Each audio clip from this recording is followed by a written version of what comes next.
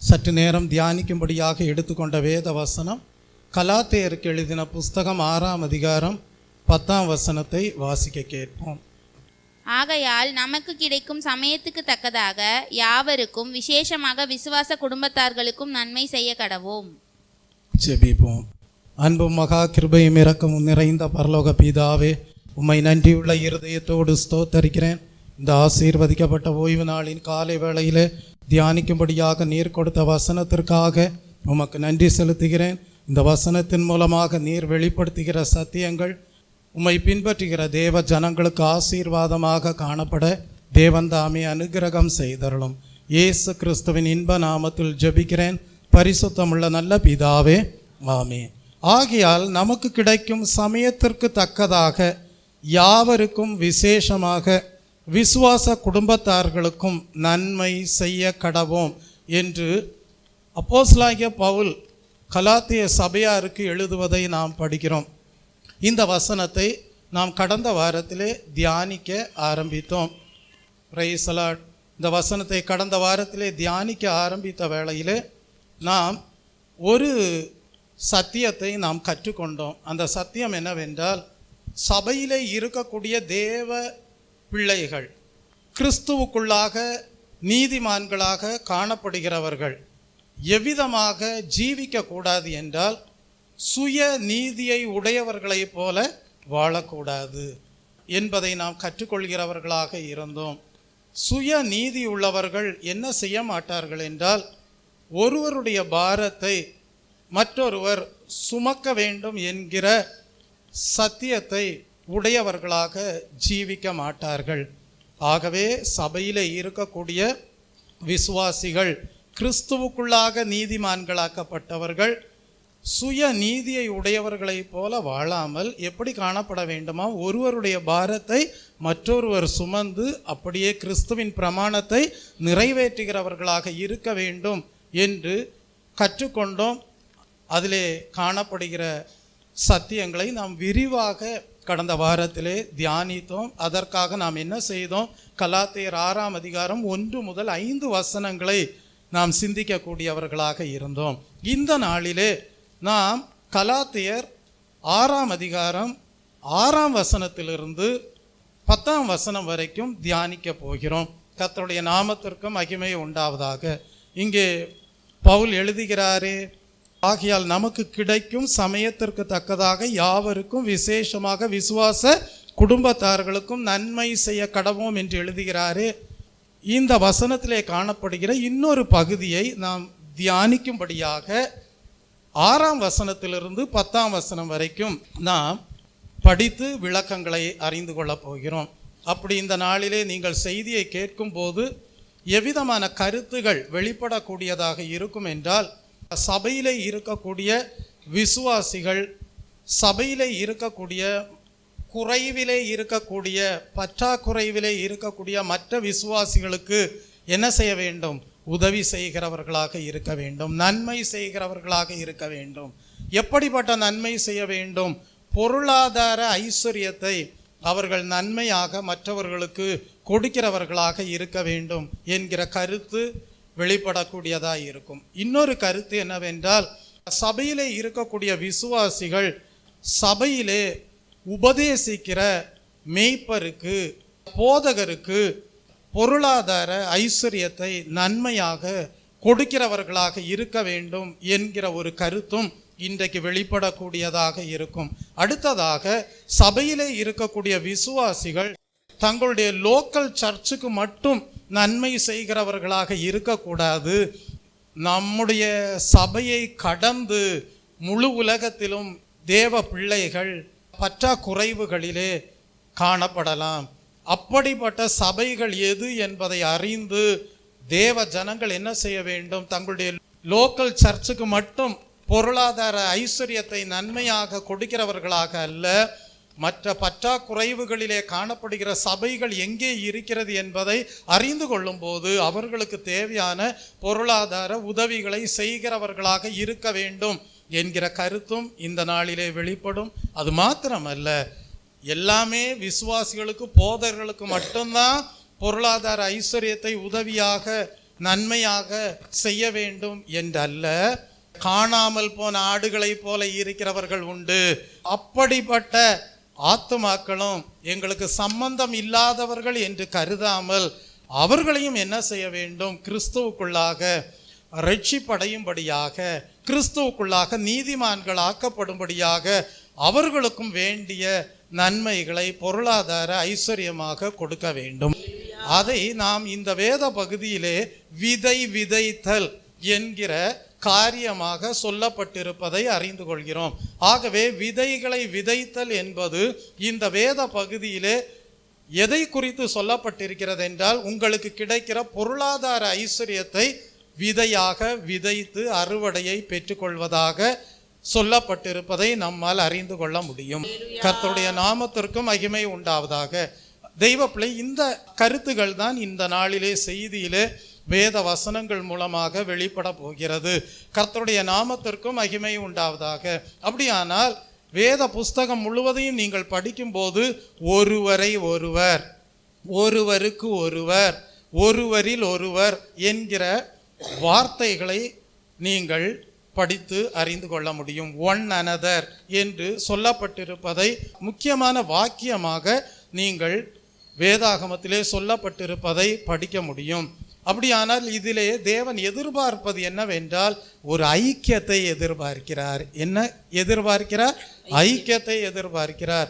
பொதுவாகவே சபையிலே காணப்படுகிற விசுவாசிகள் ஒரே பொதுவான கிறிஸ்துவிலே கொண்டிருக்கக்கூடிய விசுவாசத்தினாலே ஐக்கியப்பட்டிருக்கிறவர்களாக இருக்கிறார்கள். கர்த்தருடைய நாமத்திற்கு மகிமை உண்டாவதாக. அந்த ஒரே பொதுவான விசுவாசம் என்று சொல்லும்போது அந்த விசுவாசம் எப்படிப்பட்டதாய் இருக்கிறது என்றால், எங்களை ரட்சித்த இரட்சகராகி இயேசு கிறிஸ்து உயிர்த்தெழுந்தவராய் இருக்கிறார்.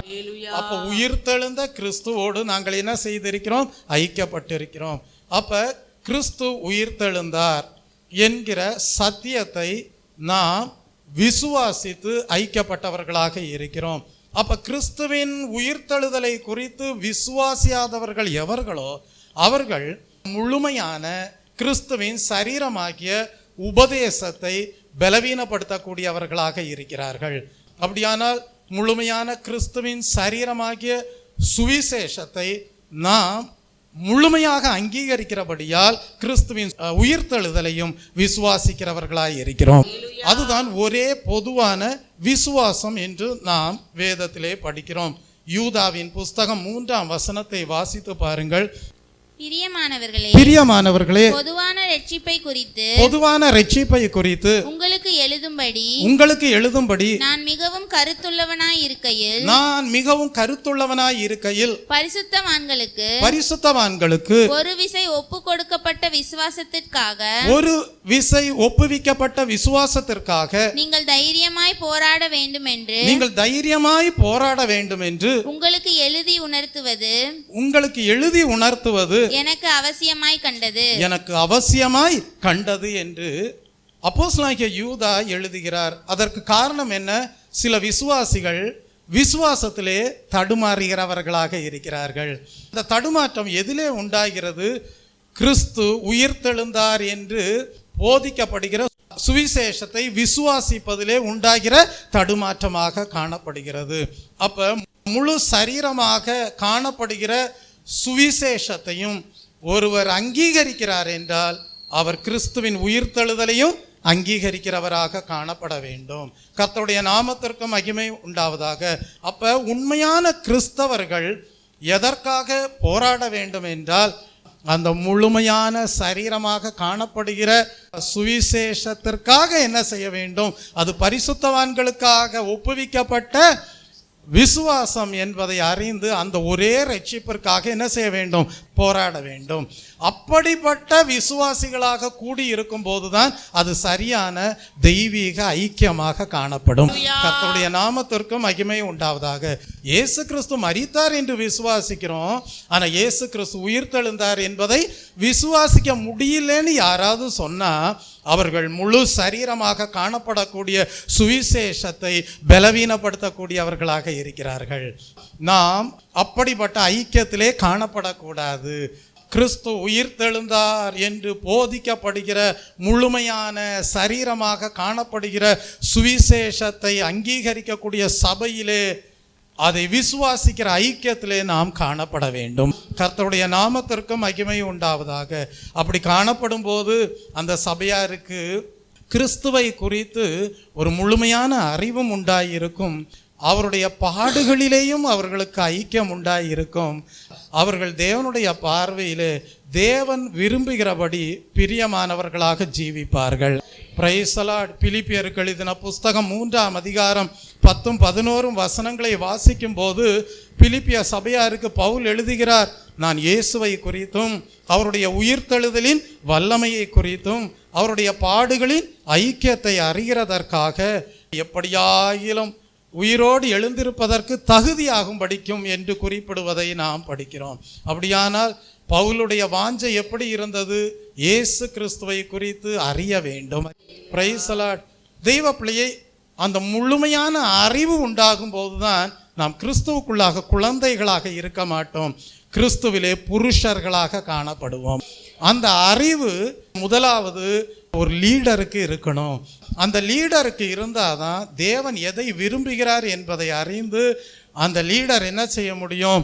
தேவன் விரும்புகிறதற்கு ஏதுவாக செயல்பட முடியும். Price the Lord. அந்த தெய்வீக அறிவிலே வளர்ந்தால்தான் ஆத்துமாக்களையும் கூட தேவனுடைய விருப்பத்திற்கு ஏற்றார் போல வழி நடத்த முடியும். Price the Lord. அப்படியானால் எந்த அளவுக்கு நாம் இயேசு கிறிஸ்துவை குறித்து அறிந்து கொள்கிறோமோ அந்த ரெவலேஷன், அந்த வெளிப்படுத்தல் தேவ ஜனங்களுக்கு ஆசீர்வாதமாக காணப்படும். நீங்கள் 1 கொரிந்தியர் 13ஆம் அதிகாரம் 12ஆம் வசனத்தை வாசிக்கும் போது அதை தான் பரிசுத்த பவுல் கொரிந்து சபையாருக்கு எழுதுகிறார். 1 கொரிந்தியர் 13ஆம் அதிகாரம் 12ஆம் வசனம். இப்பொழுது கண்ணாடியிலே நிழலாட்டமாய் பார்க்கிறோம், அப்பொழுது முகமுகமாக பார்ப்போம். இப்பொழுது நான் குறைந்த அறிவுள்ளவன், அப்பொழுது நான் அறியப்பட்டிருக்கிறபடியே அறிந்து கொள்வேன். அப்படின்னா பவுல் சொல்றாரு, இன்னும் வளர வேண்டியது இருக்கு, இன்னும் இயேசு கிறிஸ்துவை குறித்து அறிகிற அறிவில வளர வேண்டியது இருக்கு. இப்பொழுது கண்ணாடியில நிழலாட்டமாக பார்க்கிறது போலதான் பார்க்கிறேன், ஆனால் முகமுகமாக பார்ப்போம். முகமுகமாக பார்க்கும்போது அறிவு எப்படி இருக்காது? குறைந்ததாக இருக்காது. அப்பொழுது ஒரு புருஷனாக காணப்படுவதற்கு ஏதுவாக இருக்கும் என்று சொல்கிறார். ஏன்னா இதுக்கு மேலே உள்ள வசனத்தை நீங்கள் படித்து பார்ப்பீங்கன்னா, இனி நம்ம கிறிஸ்துவுக்குள் குழந்தைகளாக இருக்க மாட்டோம், கிறிஸ்துவுக்குள் புருஷராக காணப்படுவோம் என்று எழுதப்பட்டிருப்பதை நாம் படிக்கிறோம். கர்த்தருடைய நாமத்திற்கு மகிமை உண்டாவதாக. இந்த வசனங்களை நான் எதற்காக எடுக்கிறேன் என்றால், நம்முடைய சபையின் ஐக்கியம் எவ்விதமாக காணப்பட வேண்டும்? முழுமையான சுவிசேஷத்தை விசுவாசிக்கிற ஐக்கியமாக இருக்க வேண்டும். இயேசு கிறிஸ்துவை குறித்து அறிகிற அறிவிலே குறைவு இருக்கக்கூடாது. நாளுக்கு நாள் என்ன இருக்க வேண்டும்? வளர்ச்சி இருக்க வேண்டும். ஒவ்வொரு நாளும் ஜீவிக்கும் போது நாம் உறுதிப்படுத்திக் கொள்ள வேண்டும், உயிர்த்தெழுதலின் வல்லமை என் ஜீவியத்திலே செயலாற்றுகிறது. கர்த்தருடைய நாமத்திற்கு மகிமை உண்டாவதாக. அதனால தான் பழைய ஏற்பாட்டின் காலத்தில் மோசேக்கு இருந்த வாஞ்சியெல்லாம் எப்படிப்பட்டதாக இருந்தது? ஜனங்களை வழிநடத்தி கொண்டு சென்ற வேளையிலே, தேவனே உம்மை குறித்து அறிந்து கொள்ளும்படியாக செய்தருளும். Price the Lord. மோசேக்கு கர்த்தர் சொல்லுகிறார், என் சமூகம் உனக்கு முன்பாக செல்லும், நான் உன்னோடு ஐக்கியப்பட்டிருப்பேன் என்று. ஆனால் அது மோசேக்கு போதாததாக இருந்தது. எப்படியாவது உம்முடைய மகிமையை பார்க்கணும். Price the Lord. நீங்கள் யாத்திராகமம் 33ஆம் அதிகாரம் 13ஆம் வசனத்தை வாசிக்கும் போது ஒரு லீடருக்கு இருந்த வாஞ்சை எப்படிப்பட்டதாய் இருந்தது என்று படிக்கிறோம். வாசியுங்கள். உம்முடைய கண்களில் இப்பொழுது எனக்கு கிருபை கிடைத்ததானால் நான் உம்மை அறிவதற்கு. பாருங்க என்ன சொல்றார்? நான் உம்மை அறிவதற்கு, உம்முடைய கண்களில் எனக்கு கிருபை கிடைப்பதற்கும், உம்முடைய கண்களில் எனக்கு கிருபை கிடைப்பதற்கும், உம்முடைய வழியை எனக்கு அறிவியும். பாருங்க, உம்முடைய வழியை எனக்கு அறிவியும். அப்ப தேவன் உங்களை வழி நடத்தும் போது உறுதிப்படுத்திக் கொள்ளணும், இன்னும் கொஞ்சம் கிறிஸ்துவை குறித்து அதிகமாக அறிந்து கொள்வதற்கு தேவன் என்னை வழி நடத்துகிறார். கர்த்தருடைய நாமத்திற்கு மகிமை உண்டாவதாக. உம்மை குறித்து அறிந்து கொள்ள செய்தருளும் என்று ஒரு லீடர் வாஞ்சையோடு தேவனிடத்தில் மன்றாடுகிறார். காரணம் என்ன? அப்பொழுதுதான் தேவன் அங்கீகரிக்கும் விதமாக செயல்பாடுகள் இருக்கும். கர்த்தருடைய நாமத்திற்கு மகிமை உண்டாவதாக.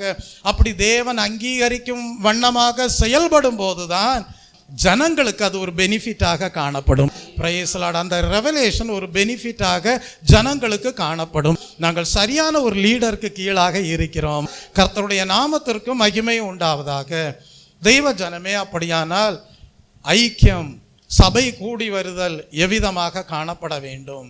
கிறிஸ்துவின் மரணம், அடக்கம், உயிர்த்தெழுதல் இவைகள் மீது முழுமையான விசுவாசத்தோடு கூடிய விசுவாசிகளை கொண்ட ஐக்கியமாக காணப்பட வேண்டும். அவர்களுடைய வாழ்க்கையிலே தான் முழுமையான தெய்வீக அறிவு உண்டாயிருக்கும்படியாக தேவன் ஒரு தெய்வீக வளர்ச்சியை உண்டாக்கும்படியாக கிரியை செய்வார். கர்த்தருடைய நாமத்திற்கு மகிமை உண்டாவதாக. இப்பொழுது இந்த சபையின் ஐக்கியத்திலே காணப்படுகிறவர்கள் எவ்விதமாக இருக்க வேண்டும்? நன்மை செய்கிறவர்களாய் இருக்க வேண்டும். கர்த்தருடைய நாமத்திற்கு மகிமை உண்டாவதாக. நாங்கள் பூரண சுவிசேஷத்தை விசுவாசிக்கிறோம் என்று சொல்லிவிட்டு அவர்கள் தேவன் எதிர்பார்க்கிற விதத்திலே சமயத்திற்கு தக்கதாக தங்களுக்கு கிடைத்திருக்கிற பொருளாதார ஐஸ்வர்யத்தை சரியானவர்களுக்கு செய்யாமல் போனால் அவர்கள் சுய நீதியை உடையவர்களாய் இருப்பார்கள். அவர்கள் கிறிஸ்துவிலே நீதிமான்களாக்கப்படாதவர்களாகவே தான் இருப்பார்கள் என்பதை தான் தேவன் இந்த கலாத்திய சபையாருக்கு எழுதுவதன் மூலமாக நமக்கு உறுதிப்படுத்துகிறார். நாம் கடந்த வாரத்திலே சுய நீதியை உடைய பரிசேய சமயத்தார் எவ்விதமாக காணப்பட்டார்கள் என்பதையெல்லாம் அறிந்து கொண்டோம். ஆகவே நான் அதற்குள்ளாக மறுபடியும் கடந்து செல்லவில்லை.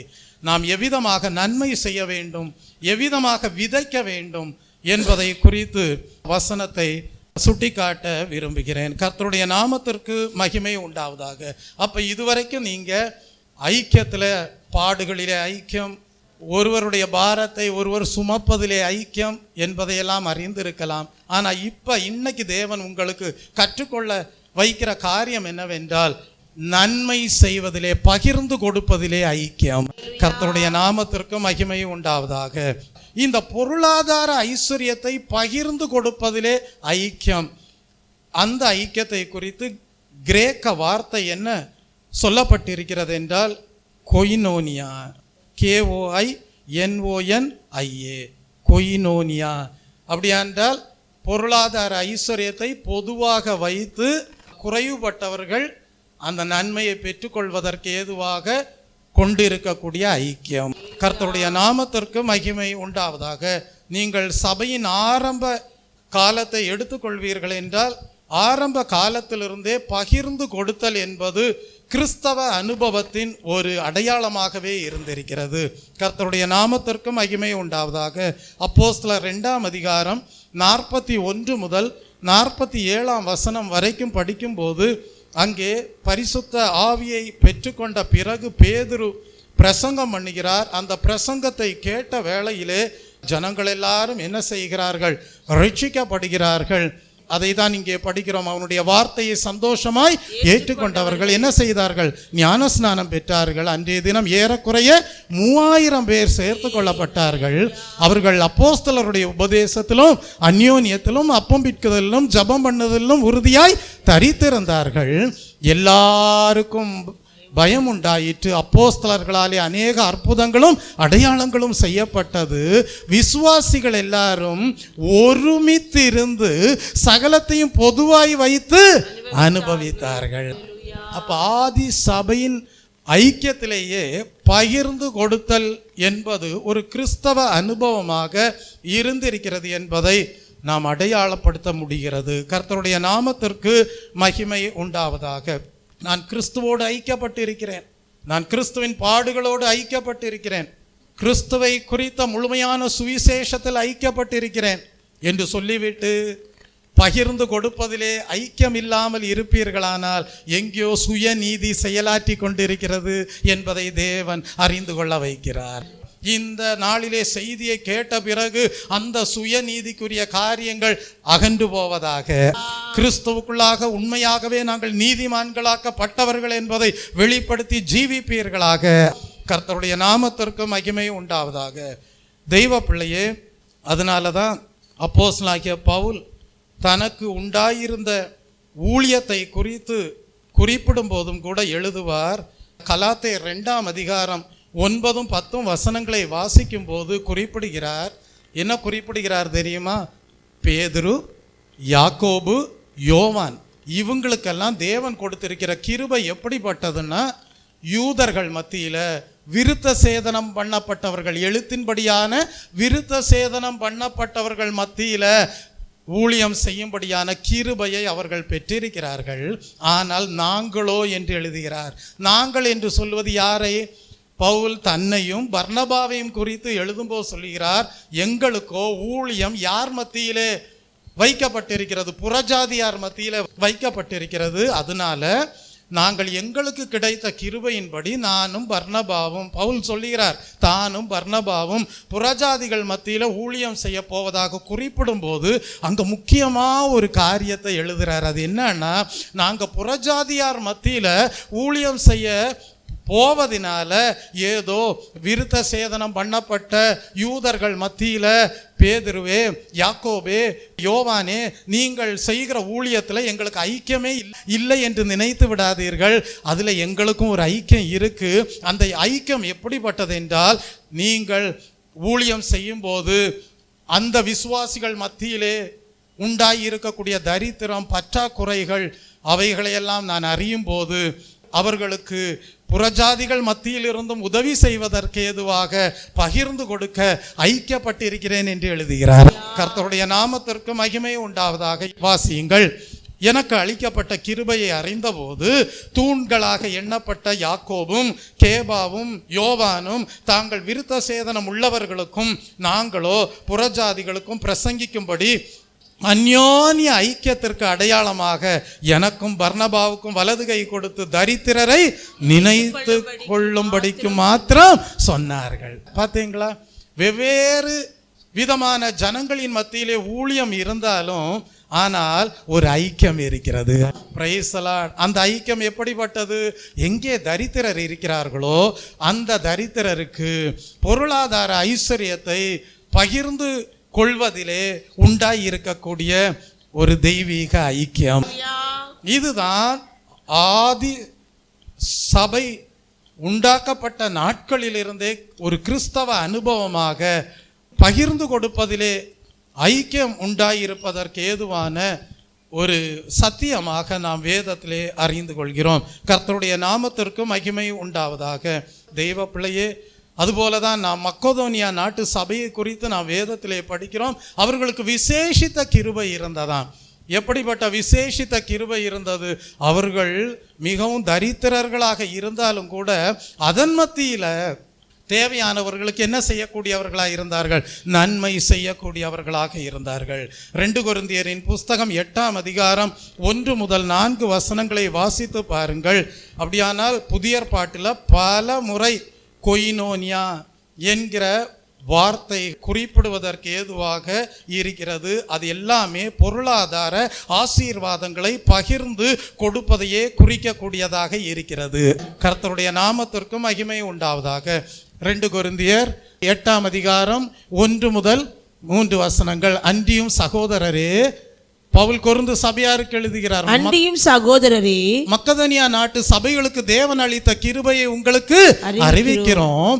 அவர்கள் மிகுந்த உபத்திரவத்தினாலே சோதிக்கப்படுகையில் கொடிய தரித்திரமுடையவர்களாக இருந்தும் தங்கள் பரிபூர்ண சந்தோஷத்தினாலே மிகுந்த உதாரத்துவமாய் கொடுத்தார்கள்.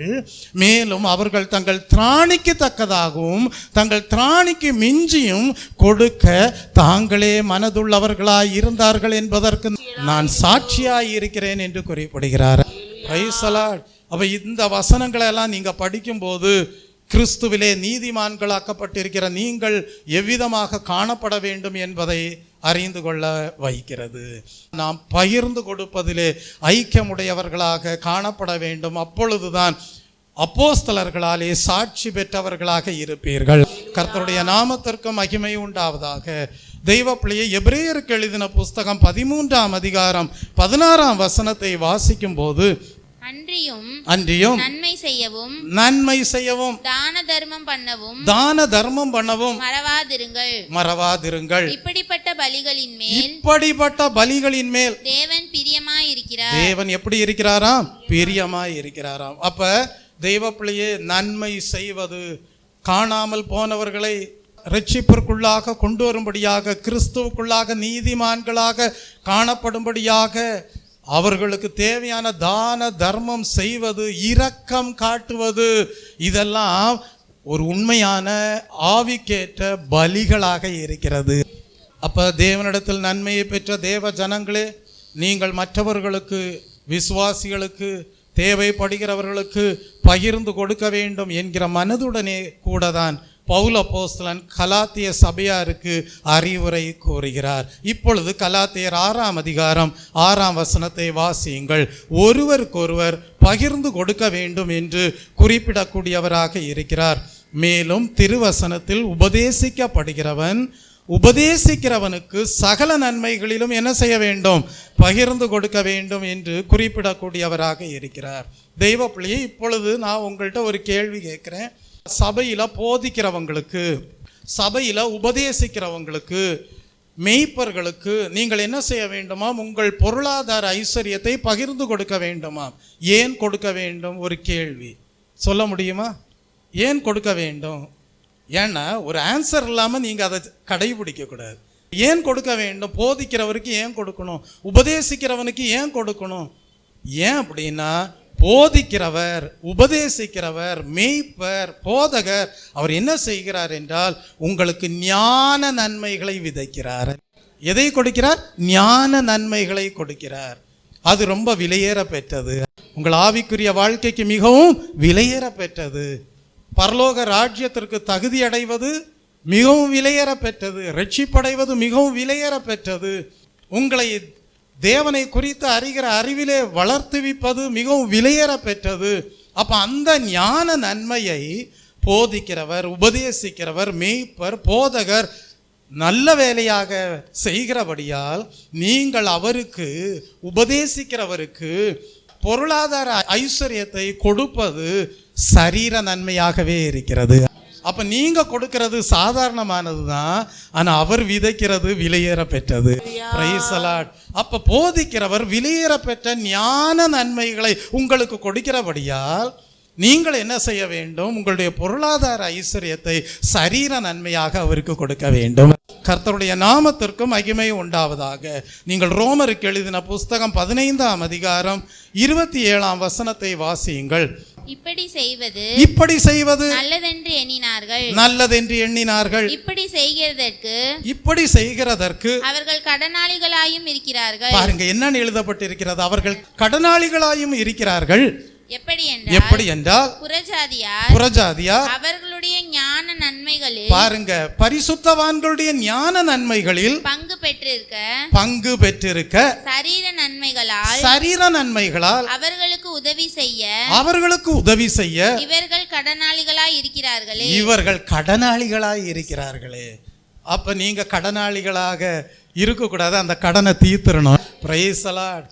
அப்ப பாருங்க, எருசலேமில் இருந்த பரிசுத்தவான்கள் உபத்திரவத்தினாலே அவர்கள் பொருளாதாரத்தில் தரித்திரர்களாக இருந்தார்கள். அப்போ புறஜாதிகள் மத்தியில் ஊழியம் செய்ததினாலே அங்கே இருந்த விசுவாசிகள் கொஞ்சம் பொருளாதாரத்தில் ஐஸ்வர்யவான்களாக இருக்கும்போது பவுலுடைய போதனை எவ்விதமாக இருந்திருக்கிறது என்றால், புறஜாதிகள் எல்லாரும் ரட்சிக்கப்படுகிறார்கள். புறஜாதிகள் எல்லாரும் ஊழியத்தின் மூலமாக அவர்கள் ஞான நன்மைகளை பெற்றுக்கொள்கிறார்கள். அவர்கள் பரலோக ராஜ்யத்தை குறித்த அறிவை அடைகிறார்கள். அவர்கள் கிறிஸ்துவிலே நீதிமான்களாக்கப்படுகிறார்கள். கிறிஸ்துவை குறித்த அறிவிலே வளருகிறார்கள். பூரண சுவிசேஷத்தை விசுவாசிப்பதற்கு ஏதுவாக வளர்ச்சி அடைகிறார்கள். அப்படி இருக்க அந்த ஞான நன்மைகளை பெற்றுக்கொண்ட புறஜாதிகள் எருசலேமிலே இருக்கக்கூடிய பொருளாதாரத்திலே தரித்திரராக இருக்கக்கூடிய பரிசுத்தவான்களுக்கு சரீர நன்மைகளை கொடுக்காமல் இருக்கலாமா? கடனாளிகளாய் இருக்கிறார்கள், கொடுத்தே ஆக வேண்டும் என்று எழுதுகிறார். Price the Lord. நாங்க ஞான நன்மையில மட்டும் ஐக்கியமா இருப்போம், ஆனா பொருளாதார ஐஸ்வர்யத்தை நாங்க பகிர்ந்து கொடுக்க மாட்டோம் என்று சொன்னால் அதுல என்ன நியாயம் இருக்கிறது? அதை தான் பவுல் தன்னுடைய போதனையாக நீங்க சுயநீதி உள்ளவர்களாக இருக்காதீங்க. சுயநீதி உள்ளவங்க என்ன செய்வாங்க, அவங்க தங்களுடைய பொருளாதார ஐஸ்வர்யத்தை சரியான பரிசுத்தவான்களோடு தேவ ஊழியர்களுக்கு உபதேசிக்கிறவர்களுக்கு பகிர்ந்து கொடுக்க மாட்டாங்க. அவங்க சீர்கேடான காரியங்களுக்கு அந்த பொருளாதார ஐஸ்வர்யத்தை பயன்படுத்துகிறவர்களாக இருப்பார்கள். அப்படிப்பட்ட பரிசேய சமயத்தாரை போல சுயநீதிக்காரர்களை போல இராதீர்கள் என்று போதிக்கிறார். கர்த்தருடைய நாமத்திற்கு மகிமை உண்டாவதாக. அதனாலதான் இயேசு கிறிஸ்துவும் கூட சொன்னாரு, உங்கள் பொக்கிஷம் எங்கே இருக்கிறதோ அங்கே உங்கள் இருதயமும் இருக்கும் என்று சொன்னார். மத்தேயு 6ஆம் அதிகாரம் 21ஆம் வசனத்திலே படிக்கிறோம், உங்கள் பொக்கிஷம் எங்கே இருக்கிறதோ அங்கே உங்கள் இருதயமும் இருக்கும். கர்த்தருடைய நாமத்திற்கு மகிமை உண்டாவதாக. இப்ப நான் ஒரு கேள்வி கேட்கிறேன். விசுவாசிகளும் பொருளாதாரத்தில் தரித்திரர்களாக இருக்கிறார்கள். ஊழியக்காரரிடத்திலும் ஞான நன்மை இருக்கு, அவரும் பொருளாதாரத்தில் தரித்திரராக இருக்கிறாருன்னு வையுங்க.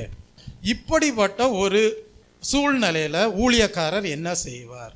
விசுவாசிகளும் பொருளாதாரத்தில் தரித்திரர்களாக இருக்கிறார்கள், ஊழியக்காரரும் எப்படி இருக்காரு, பொருளாதாரத்தில் தரித்திரராக இருக்கிறாரு. அந்த டைம்ல ஊழியக்காரர் உபதேசிக்கிறவர் என்ன செய்யக்கூடாது அப்படின்னா, விசுவாசிகள் இடறுதல் அடைவதற்கு ஏதுவாக பொருளாதார ஐஸ்வர்யத்தின் மீதே கண்களை வைத்து விசுவாசிகளை கஷ்டப்படுத்துகிறவராக இருக்கக்கூடாது. அந்த நேரத்தில் ஊழியக்காரர் என்ன செய்யலாம் அப்படின்னா, தனக்கு தெரிந்த ஒரு வேலையை செஞ்சு அதன் மூலமாக பொருளாதார ஐஸ்வர்யத்தை ஈட்டுகிறவராக இருக்க முடியும்.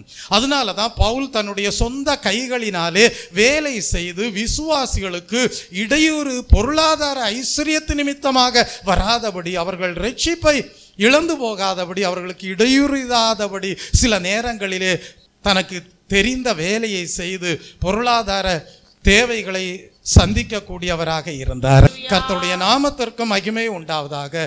1 கொரிந்தியரின் புஸ்தகம் 9ஆம் அதிகாரம் 6ஆம் வசனத்திலே எழுதுகிறார், பணத்தினால் இடையூறு உண்டாகக்கூடாது. அதனால தான் அவர் தன்னுடைய சொந்த ஜீவனத்திற்காக வேலை செய்யக்கூடியவராகவும் இருந்திருக்கிறார் என்பதை கற்றுக்கொள்கிறோம். அதனால யாராவது பாஸ்டர்ஸ், யாராவது சுவிசேஷகர்கள், யாராவது போதகர்கள் தங்களுடைய தேவைகளுக்காக ஒரு வேலை செய்கிறாங்கன்னா அவங்கள தேவையில்லாமல் கிரிட்டிசைஸ் பண்ணாதீங்க. உங்களுக்கு தான் கொடுக்க முடியல, உங்களுக்கு தான் நன்மை செய்ய முடியல, தேவையில்லாமல் கிரிட்டிசைஸ் பண்ணாமல் இருந்தாவே போதும். ஏன்னா அவங்க தங்களுடைய சரீர நன்மைக்கு ஏதோ ஒரு வேலையை செஞ்சு அதே நேரம் ஊழியமும் செய்கிறாங்க. கர்த்தருடைய நாமத்திற்கு மகிமை உண்டாவதாக. ஒருவேளை இப்படி அவங்க முழு நேர ஊழியத்திற்கென்று அழைக்கப்பட்டிருக்கிறார், ஆனால் அவர் ஒரு வேலையை வருமானத்திற்காக பொருளாதார பணத்திற்காக வேலை செஞ்சுட்டு ஊழியம் செய்கிறது உங்களுக்கு பிடிக்கலன்னா நீங்கள் என்ன செய்யுங்க, கிரிட்டிசைஸ் பண்ணாமல் மாதம் மாதம் அவருக்கு தேவையான பண உதவிகளை செஞ்சுட்டு சொல்லுங்க, பாஸ்டர் இன்னும் கொஞ்சம் ஆழமாக என்ன செய்யுங்க, பைபிளை உட்காந்து படிங்க, நல்லா ஜெபியுங்க, நல்ல ஞான நன்மைகளை சரியாக என்ன செய்யுங்க, கொடுங்க, உங்கள் டைம் என்ன இருக்கும், ஃப்ரூட்ஃபுல்லாக இருக்கும் எங்களுக்கு அப்படின்னு சொல்லுங்க. கர்த்தருடைய நாமத்திற்கு மகிமை உண்டாவதாக. நீங்களும் நன்மைகளை பகிர்ந்து கொடுக்காம தேவையில்லாமல் ஊழியம் செய்கிறவங்கள கிரிட்டிசைஸ் பண்ணாதீங்க. அதான் இங்கே பவுல் சொல்கிறாரு, தன்னுடைய ஜீவனத்திற்காக சில நேரங்களில் விசுவாசிகளுக்கு இடறுதலாக இருக்கக்கூடாது பணத்தினால் என்பதற்காக அவர் ஒரு வேலையை செஞ்சு என்ன செஞ்சிருக்காரு அப்படின்னா ஊழியத்தையும் செய்கிறவராக இருந்திருக்கிறார். கர்த்தருடைய நாமத்திற்கு மகிமை உண்டாவதாக. அதனால எப்பயுமே ஊழியத்திற்கென்று முழுமையாக சேவை செய்யும்படியாக அழைக்கப்பட்டிருக்கிறவர்கள் எப்பயுமே பொருளாதார தேவைக்காக வேலை செஞ்சுக்கிட்டே இருக்கணும்னு அர்த்தம் இல்லை. அப்படி செய்கிறவங்க சில நேரங்களில் ஜனங்களுக்கு தேவையான ஞான நன்மைகளை கொடுக்காமல் போய்விடுகிறார்கள். அப்போ பவுல் என்ன சொல்கிறார் அப்படின்னா, ஞான நன்மைகளை விசுவாசிகளுக்கு கொடுப்பதில் ஒரு குறைவும் இருக்கக்கூடாது. அதே நேரம் விசுவாசிகள் பணத்தினாலே இடறுதலும் அடையக்கூடாது. அதற்கேற்ற மாதிரி போதகர்கள், உபதேசிக்கிறவர்கள் தங்களுடைய சரீர நன்மைக்கு தேவையானவைகளையும் ஜீவனத்திற்கு தேவையானவைகளையும் பெற்றுக்கொள்கிறவர்களாய் இருக்க வேண்டும், ஞான நன்மைகளையும் கொடுக்கிறவர்களாய் இருக்க வேண்டும். விசுவாசிகளும் கடனாளிகளாய் இருக்கக்கூடாது. கர்த்தருடைய நாமத்திற்கு மகிமை உண்டாவதாக. அப்படியானால் தெய்வ பிள்ளையே, லூக்கா எழுதின சுவிசேஷ புஸ்தகம், அதனால தான் 10ஆம் அதிகாரம் 7ஆம் வசனத்திலே படிக்கிறோம், வேலையாள் தன் கூலிக்கு பாத்திரனாய் இருக்கிறான். வாசியுங்கள் அந்த வசனம். லூக்கா 10ஆம் அதிகாரம் 7ஆம் வசனம். அந்த வீட்டில் தானே நீங்கள் தங்கி இருந்து அவர்கள் கொடுக்கிறவர்களை புசித்து குடியுங்கள். அவர்கள் கொடுக்கிறதை புசித்து பானம் பண்ணுங்கள். வேலையாள் தன் கூலிக்கு பாத்திரனாய் இருக்கிறான். அதனாலதான் 1 கொரிந்தியர் 9ஆம் அதிகாரம் 11-14 வசனங்களிலே பவுல் கொரிந்து சபையாருக்கு எழுதுகிறார், நாங்கள் உங்களுக்கு ஞான நன்மைகளை விதைத்திருக்க உங்கள் சரீர நன்மைகளை அறுத்தால் அது பெரிய காரியமா என்று எழுதுகிறார். வாசியுங்கள். நாங்கள் உங்களுக்கு ஞான நன்மைகளை விதைத்திருக்க உங்கள் சரீர நன்மைகளை அறுத்தால் அது பெரிய காரியமா? அந்தபடியே 14ஆம் வசனத்தில் எழுதுகிறார், சுவிசேஷத்தை அறிவிக்கிறவர்களுக்கு சுவிசேஷத்தினாலே பிழைப்பு உண்டாக வேண்டும் என்று கர்த்தரும் கட்டளையிட்டிருக்கிறார் என்று குறிப்பிடுகிறார். கர்த்தருடைய நாமத்திற்கு மகிமை உண்டாவதாக. அப்ப எங்கிருந்து உங்களுக்கு ஞான நன்மை கிடைக்கிறதோ அந்த இடத்திற்கு நீங்கள் சரியாக சரீர நன்மைகளை கொடுக்கிறவர்களாய் இருக்க வேண்டும். அப்பொழுதுதான் நீங்கள் கிறிஸ்துவுக்குள்ளாக நீதிமான்களாக்கப்பட்டவர்களாக, பூரண சுவிசேஷத்தை விசுவாசிக்கிறவர்களாக, சரியாக பகிர்ந்து கொடுப்பதிலே ஐக்கியம் கொண்டவர்களாக காணப்படுவீர்கள். அப்பொழுதுதான் நீங்கள் பரிசுத்தவான்களாலே, உபதேசிக்கிறவர்களாலே பாராட்டப்படுகிறவர்களாக இருப்பீர்கள். கர்த்தருடைய நாமத்திற்கு மகிமை உண்டாவதாக. அப்படின்னா இப்படி ஒரு போதனையை பவுல் பண்றாருல, இந்த போதனைக்கு பின்னால ஒரு ஒழுங்கு இருக்கு. பாஸ்டர் சொல்லிட்டீங்க, நீங்க ஞான நன்மையை கொடுக்குறீங்க, நாங்க பொருளாதார ஐஸ்வர்யத்தை சரீர நன்மையாக கொடுக்கணும், இப்படி ஒரு போதனையை எங்களுக்கு முன்பாக வைத்து விட்டீர்கள். ஆனால் இதை நாங்கள் எப்படி கொடுக்கறது? எங்களுக்கு பொருளாதார ஐஸ்வர்யம் வேணும் இல்லை அப்படின்னு நீங்கள் ஒரு கேள்வி கேட்கலாம். அதனால தான் பவுல் என்ன சொல்கிறாருன்னா, அந்த போதனைக்கு பின்னால் ஒரு ஒழுங்கை வைக்கிறார். அந்த ஒழுங்கு என்ன அப்படின்னா, நீங்கள் ஞான நன்மைகளை விதைக்கிறவர்களுக்கு கொடுக்கும்போது உங்களுக்கு அதற்குரிய பிரதிபலன் நீங்கள் கொடுப்பதற்கும் அதிகமாக பெற்றுக்கொள்வதற்கு ஏதுவாக இருக்க வேண்டும். அதுதான் அந்த போதனைக்கு பின்னாக இருக்கக்கூடிய ஒழுங்காக இருக்கிறது. கர்த்தருடைய நாமத்திற்கு மகிமை உண்டாவதாக.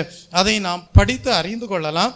பிலிப்பியர் 4ஆம் அதிகாரம் 10 முதல் 19 வசனங்களை நாம் வாசிக்கும் போது, கொடுக்கிறவர்கள் பெரிய ஆசீர்வாதத்தை பெற்றுக்கொள்வார்கள் என்று நாம் அறிந்து கொள்கிறோம். வாசியுங்கள். பிலிப்பியர் 4ஆம் அதிகாரம் 10 முதல் 19 வசனம்.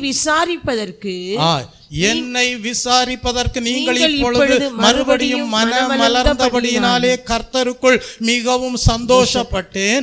இப்படி செய்ய எண்ணம் கொண்டிருந்தீர்கள், சமயம் மாத்திரம் உங்களுக்கு நேரிடவில்லை. என் குறைச்சலினால் நான் இப்படி சொல்லுகிறதில்லை, ஏனெனில் நான் எந்த நிலைமையில் இருந்தாலும் மனரம்யமாய் இருக்க கற்றுக்கொண்டேன். தாழ்ந்திருக்கவும் எனக்கு தெரியும், வாழ்ந்திருக்கவும் எனக்கு தெரியும். எவ்விடத்திலும் எல்லாவற்றிலும் திருப்தியாயிருக்கவும், பட்டினியாயிருக்கவும், பரிபூர்ணமடையவும், குறைவுபடவும் போதிக்கப்பட்டேன். என்னை பலப்படுத்துகிற கிறிஸ்துவினாலே எல்லாவற்றையும் செய்ய எனக்கு பலன் உண்டு. ஆகிலும் நீங்கள் என் உபத்திரவத்தில் என்னோட உடன்பட்டது நலமாயிருக்கிறது. மேலும் பிலிப்பியரே, சுவிசேஷத்தின் ஆரம்பத்திலே நான் மக்கதோனியாவில் இருந்து புறப்பட்ட போது கொடுக்கல் வாங்கல் காரியத்தில் நீங்கள் மாத்திரம் எனக்கு உடன்பட்டதே அல்லாமல் வேறொரு சபையும் உடன்படவில்லை என்று நீங்கள் அறிந்திருக்கிறீர்கள். நான் தெசலோனிக்கேயில் இருந்த போதும் என் குறைச்சல் நீங்கும்படி நீங்கள் 2 தரம் அனுப்பினீர்கள். உபகாரத்தை நான் நாடாமல் உங்கள் கணக்குக்கு பலன் பெருகும்படி நாடுகிறேன். அப்ப இதுதான் ஒழுங்கு. கொடுக்கிறவர்கள் இன்னும் மென்மேலும் ஆசீர்வதிக்கப்பட வேண்டும் என்று சொல்லி ஊழியக்காரர் ஜெபிக்க வேண்டும். அவர்கள் கொடுத்த சரீர நன்மைக்கு தேவையான பொருளாதார ஐஸ்வர்யத்திற்கு பிரதிபலனாக மிகுதியான பலனை அடைய வேண்டும். அடுத்த 2 வசனங்களையும் கூட வாசித்து விடுவோம். எல்லாம் எனக்கு கிடைத்தது, பரிபூர்ணமும் உண்டாயிருக்கிறது. உங்களால் அனுப்பப்பட்டவைகளை சுகந்த வாசனையும் தேவனுக்கு பிரியமான உகந்த பலியாகவும் எப்ராத்தீத்துவின் கையில் வரப்பற்றி கொண்டபடியால் நான் திருப்தி அடைந்திருக்கிறேன். என் தேவன் தம்முடைய ஐஸ்வர்யத்தின்படி உங்கள் குறைவையெல்லாம் கிறிஸ்து இயேசுவுக்குள் மகிமையில் நிறைவாக்குவார். அப்ப விதைக்கிற பொருளாதார ஐஸ்வர்யத்தை ஊழியத்திலே விதைக்கிற விசுவாசியே, போதகருக்கு கொடுக்கிற விசுவாசியே, உபதேசிக்கிறவர்களுக்கு கொடுக்கிற விசுவாசியே, உனக்கு இந்த ஒழுங்கின்படி ஆசீர்வாதத்தை உரிமை பாராட்ட தேவன் கிருபை கொடுக்கிறார். கர்த்தருடைய நாமத்திற்கு மகிமை உண்டாவதாக. ஆகவே கொடுக்கிறவர்களுக்காக ஊழியர் என்ன செய்வார்? ஜெபிப்பார். கர்த்தாவே, மென்மேலும் இவர்களை என்ன செய்யும்? பொருளாதார ஐஸ்வர்யத்திலே விருத்தி அடைய செய்யும். கர்த்தருடைய நாமத்திற்கு மகிமை உண்டாவதாக. அப்படியானால் God will honor everyone by meeting all their needs. கர்த்தருடைய நாமத்திற்கு மகிமை உண்டாவதாக. நீங்கள் கொடுக்கும்படியாக, மென்மேலும் சந்தோஷத்தோடு கொடுக்கும்படியாக, உற்சாகத்தோடு கொடுக்கும்படியாக தேவன் உங்களை விருத்தி அடைய செய்வார். இதுதான் நீங்கள் பொருளாதார ஐஸ்வர்யத்தை விதைப்பதற்கு பின்னால் இருக்கக்கூடிய ஒழுங்காக இருக்கிறது. அப்படியானால் கோதுமையை விதைக்கிறவர்கள் அறுவடையாக எதை எதிர்பார்க்கலாம்? கோதுமையை எதிர்பார்க்கலாம். நீங்க கோதுமையை விதைச்சிட்டு கோதுமை அறுவடையா வரலன்னா ஏதோ ஒரு குழப்பம்தான் உண்டாகும். என்ன, நம்ம விதைத்தது என்ன? கோதுமையால விதைத்தோம், ஆனா நமக்கு என்ன வரல?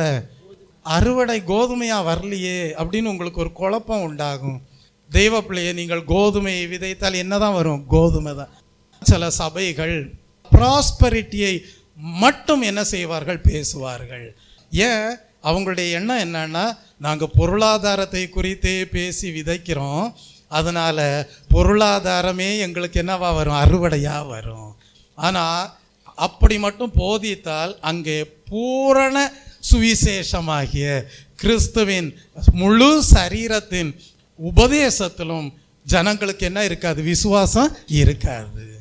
அப்போ நம்முடைய வாழ்க்கையில் என்ன இருக்கணும்? அந்த பூரண சுவிசேஷத்தின் மீது விசுவாசம் இருக்கணும். அப்போ நமக்கு தேவையான போதகம் எதை குறித்தும் கிடைக்கும் என்றால் பொருளாதார ஐஸ்வர்யத்தை குறித்த போதகமும் கிடைக்கும். அது அப்போஸ்தலர்களாலே உபதேசமாக வைக்கப்பட்டிருக்கிறது. அவர்கள் அப்போஸ்தலருடைய உபதேசத்திலும் அந்யோன்யத்திலும் அப்பம் பிட்குதலிலும் ஜெபம் பண்ணுதலிலும் உறுதியாய் தரித்திருந்தார்கள் என்று சொல்லும்போது எப்பொழுதுமே ஒரு பாஸ்டர் பாடுகளை பற்றியே பேசிக்கிட்டு இருந்தார். ஜனங்கள் என்ன செஞ்சிருவாங்க? தொய்ந்து போயிடுவாங்க. அப்ப பொருளாதார ஐஸ்வர்ய தேவையானது, அது சரீர நன்மையாக இருக்கிறது. அதற்கு தேவையான போதகத்தையும் போதகர் செய்ய வேண்டும். கர்த்தருடைய நாமத்திற்கு மகிமை உண்டாவதாக. இப்ப நீங்க விதைக்கிறீங்க, எதை விதைக்கிறீங்க? பொருளாதார ஐஸ்வர்யத்தை விதைக்கிறீங்க. ஆனா எங்கே விதைக்கிறீர்கள் என்பதுதான் ரொம்ப முக்கியம். எங்கே விதைக்கிறீர்கள்? சிலர் எதற்கென்று விதைக்கிறார்கள் என்றால் மாம்சத்திற்கென்று விதைக்கிறார்கள். நீங்கள் மாம்சத்திற்கென்று விதைக்கிறவர்களாக இருக்கக்கூடாது, நீங்கள் ஆவிக்கென்று விதைக்கிறவர்களாக இருக்க வேண்டும். நீங்கள் தெய்வீக ஆவிக்குரிய காரியங்களுக்காக விதைக்கிறவர்களாக இருக்க வேண்டும். இப்போ நீங்கள் ஒரு கேள்வி கேட்பீங்க, பாஸ்டர், நாங்கள் மாம்சத்திற்கென்று விதைக்கிறோமா ஆவிக்கென்று விதைக்கிறோமா என்பதை எப்படி வித்தியாசப்படுத்துவது என்று நீங்கள் ஒரு கேள்வி கேட்கலாம். அதற்கு ஒரு பதில் இருக்கிறது.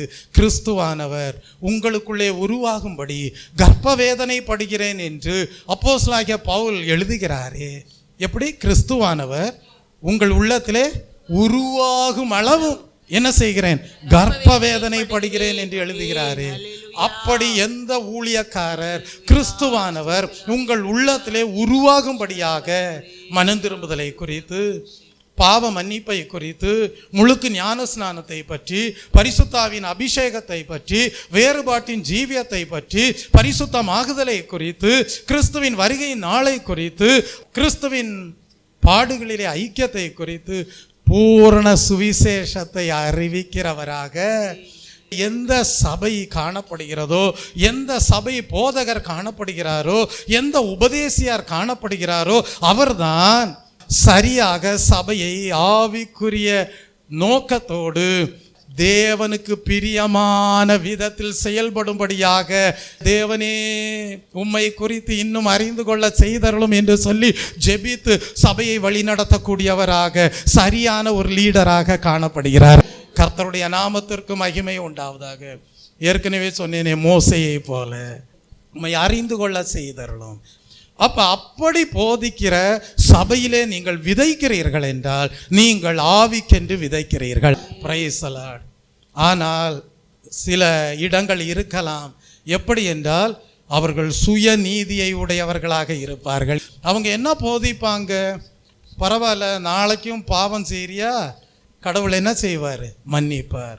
அப்போ ஏதாவது ஒரு சகோதரன் சகோதரிக்கு பரிசுத்தமாக வாழணும்னு ஒரு வாஞ்சை உண்டாகுமா? வாஞ்சை உண்டாகாது. நாளைக்கு நீ பாவம் செஞ்சா கடவுள் என்ன செய்வார்? மன்னிப்பாருன்னு சொன்னா அப்போ அந்த ஆத்மாவுக்கு என்னதான் மனசுல இருக்கும்? நாளைக்கும் பாவம் செய்யலாம். அது ஒரு தவறான உபதேசம். ஆனால் போதிக்கிறவர் என்ன செய்யணும்? பரிசுத்தமாய் இருக்கிற நீங்கள் இன்னும் பரிசுத்தமாகுங்கள், நீதி செய்கிற நீங்கள் இன்னும் நீதி செய்யுங்கள். அப்படி நாளுக்கு நாள் தேவனுடைய சாயலை அடைவதற்கு ஏதுவான மகிமையை உள்ளத்திலே பெற்றுக்கொள்வதற்கு ஏதுவாக கிறிஸ்து உங்கள் உள்ளத்திலே உருவாகும் அளவும் கர்ப்ப வேதனை படுகிற ஊழியக்காரராக போதிக்கிறாரா, உபதேசிக்கிறாரா? பாவத்தை குறித்தும் நீதியை குறித்தும் நியாய தீர்ப்பை குறித்தும் கண்டித்து உணர்த்துகிறாரா என்றால் அவர் சரியாக தேவனுடைய விருப்பத்திற்கு ஏற்றபடி சபையை நடத்தி செயல்படுகிறார். அங்கே நீங்கள் விதைத்தால் ஆவிக்கென்று விதைக்கிறீர்கள். Price the Lord. பில்லி சூனியம் செய்கிறவர்களுக்கு போய் பொருளாதார ஐஸ்வர்யத்தை கொடுக்கிறீர்களா? மாம்சத்திற்கென்று விதைக்கிறீர்கள். கொலை செய்கிறவர்களுக்கு போய் நீங்க உங்க பொருளாதார ஐஸ்வர்யத்தை கொடுக்கிறீர்களா? மாம்சத்திற்கென்று விதைக்கிறீர்கள். விக்கிரக ஆராதனை செய்கிறவர்கள், விபச்சாரம் செய்கிறவர்கள், அங்க போய் உங்க பொருளாதார ஐஸ்வர்யத்தை விதைக்கிறீங்களா? நீங்கள் மாம்சத்திற்கென்று விதைக்கிறவர்கள். உங்கள் உள்ளத்திலே ஒரு நாளும் கிறிஸ்து என்ன செய்ய மாட்டார்? உருவாகவே மாட்டார். நீங்கள் விதைக்கிற விதைக்கு பிரதிபலனாக என்ன கிடைக்கும்? சீர்கேடுகள் உண்டாகும். என்ன உண்டாகும்? சீர்கேடுகள் உண்டாகும். அப்போ நீங்கள் ஒவ்வொரு நாளும் கவனமாக இருக்கணும். நீங்கள் உங்கள் பொருளாதார ஐஸ்வர்யத்தை விதைக்கும் போது மாம்சத்திற்கென்று விதைத்து சீர்கேடுகளை உண்டாக்குகிறவர்களாக அல்ல, ஆவிக்கென்று விதைத்து அறுவடையை பெற்றுக்கொள்ளும் போது பரவாயில்ல, அடுத்த அறுவடைக்கும் எங்கள்கிட்ட என்ன இருக்குது? விதைகள் இருக்குது, பொருளாதார ஐஸ்வர்யம் இருக்குது. அதை நாங்கள் விதைத்து கொண்டே இருப்போம். ஆவிக்கென்று விதைத்து கொண்டே இருப்போம். அநேகர் ரட்சிப்படைந்து கொண்டே இருப்பார்கள். பரலோக பாக்கியம் கிடைத்து கொண்டே இருக்கும் நித்தியம் வரைக்கும். என் தேவன் உங்கள் குறைவை எல்லாம் கிறிஸ்து இயேசுவுக்குள் தம்முடைய ஐஸ்வர்யத்தின்படி மகிமையிலே நிறைவாக்குவார். கர்த்தருடைய நாமத்திற்கு மகிமை உண்டாவதாக. அப்ப எங்கே விதைக்கிறோம் என்பதில் கவனமாய் இருக்க வேண்டும். மாம்சத்தில் நீங்க விதைத்து கொண்டே இருந்தால் சீர்கேடுகள் பெருகி கொண்டே இருக்கும். ஆவிக்கென்று விதைத்து கொண்டே இருந்தால் ஜனங்கள் ரட்சிப்படைந்து கொண்டே இருப்பார்கள், நற்குணசாலிகளாக மாறுவார்கள். கிறிஸ்துவிலே காணப்பட்ட எல்லா தெய்வீக குணாதிசயங்களையும் உடையவர்களாக காணப்படுவார்கள். கர்த்தருடைய நாமத்திற்கு மகிமை உண்டாவதாக. அடுத்ததாக எந்த அளவிலே விதைக்க வேண்டும், எங்கே விதைக்க வேண்டும் என்பது மாத்திரமல்ல, எந்த அளவிலே விதைக்க வேண்டும். நீ சிறுக விதைத்தால் சிறுக அறுப்பாய், பெருக விதைத்தால் பெருக அறுப்பாய். 2 கொரிந்தியரின் புஸ்தகம் 9ஆம் அதிகாரம் 6ஆம் வசனத்திலே படிக்கிறோம். பின்னும் நான் சொல்லுகிறது என்னவெனில், சிறுக விதைக்கிறவன் சிறுக அறுப்பான், பெருக விதைக்கிறவன் பெருக அறுப்பான் என்று சொல்லி இருப்பதை நாம் படிக்கிறோம். கர்த்தருடைய நாமத்திற்கு மகிமை உண்டாவதாக.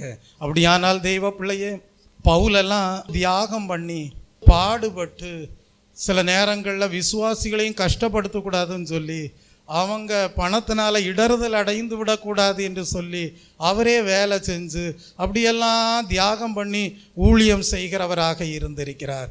ஆனால் அவர் கண்டது என்னவென்றால், சில சுய நீதி உள்ளவர்கள் எப்படி இருந்திருக்காங்க அப்படின்னா, எந்த தியாகமும் பண்ணாமல், எந்த ஞான நன்மைகளையும் விதைக்காதவர்களாக இருந்து, ஆனால் அவர்களுடைய பணப்பெட்டி மட்டும் நிரம்பி பணம் இருப்பதற்கு ஏதுவாக வாழ்கிறவர்களாக இருந்திருக்கிறார்கள். அப்படிப்பட்டவர்களை பரிசேய சமயத்தாரை பவுல் கண்டுதான் சொல்லுகிறாரு, நீங்க அப்படிப்பட்டவங்களுக்கு கொண்டு போய் விதைக்காதீங்கன்றாரு. Price the Lord.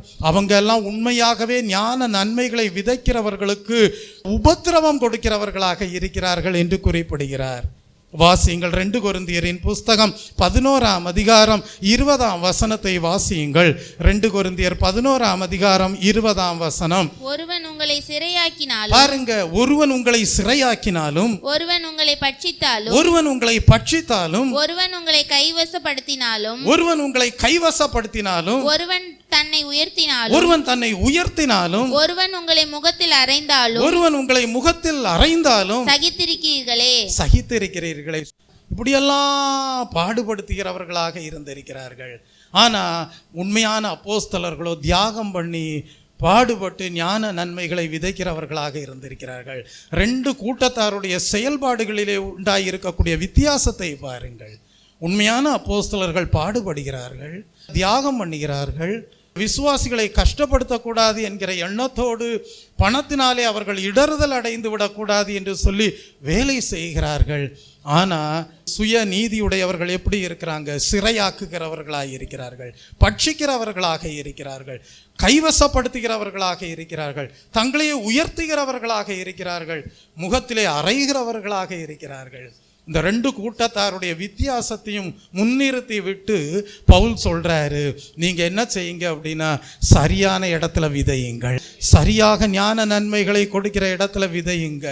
சுயநீதிக்காரர்களிடத்துல உங்க பொருளாதார ஐஸ்வர்யம் போய் அவர்கள் ஞான நன்மைகளை விதைக்கிறவர்களுக்கு எதிராக செயல்படாதபடி ஜீவியுங்கள் என்று சொல்லுகிறார். கர்த்தருடைய நாமத்திற்கு மகிமை உண்டாவதாக.